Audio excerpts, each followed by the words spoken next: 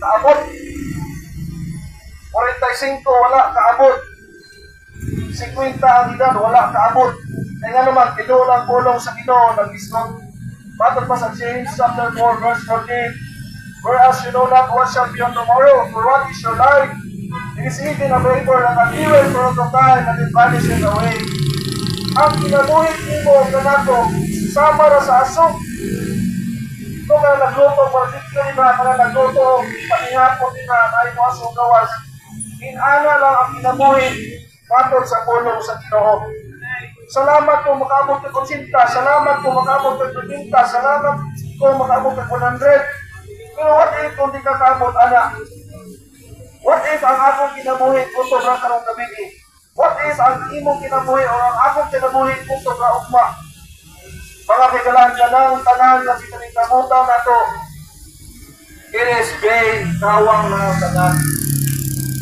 O na nga, mas maayo nga, kini ang atong gihaguan rin na yan. Uman ang Ginoo o labi na kining kaluwasan na imuhang madawatan, imong masabtan na pulong sa Ginoo. Naghatag siya o God, naghatag siya siguraduan, pamaagi, aron makamatod taong kaluwasan na 100%. Mga kaigalaan po ang imong paagis kaluwasan, ang imuhang binuhatan, ang imuhang pagkikarong, kanos amang ka magkaingon na ikaw matarong na. Kanos amang ka magkaingon sa imong kagalingon na ako karong anawa. Tarong ako at umangan sa Ginoo. Kanos amang ka makasulti ng mga kaigalaan. Dili ka makasulti nga tarong kung kaysakto ang pulong sa Ginoo. Nag-ingon ang pulong sa Ginoo sa Roma Kapitulo 10, as it is written, there is none righteous, no not one.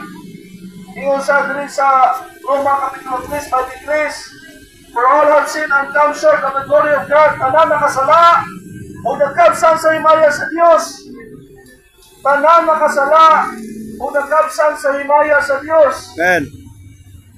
So,